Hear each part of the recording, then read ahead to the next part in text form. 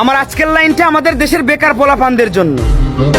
6 থেকে 7 বছর বয়সে পড়াশোনা শুরু করবা, 25 থেকে 26 বছর বয়সে তা শেষ করবা।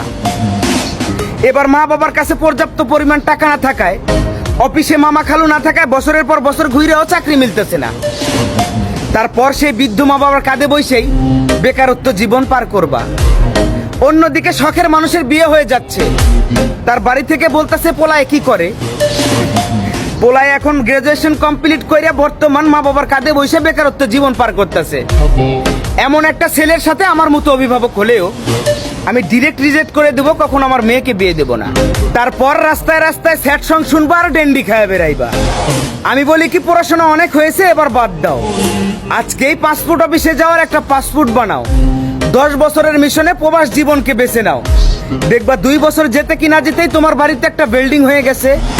10 বছরের মিশন শেষ করতে ব্যাংকে মোটা অঙ্কের টাকাও হয়ে গেছে। তারপর বাড়িতে ফিরে এসো, দেখবা তোমার জন্য মেয়ে নয়, মেয়ের মাও রাজি হয়ে গেছে। কথাটা মাথায় রেখো।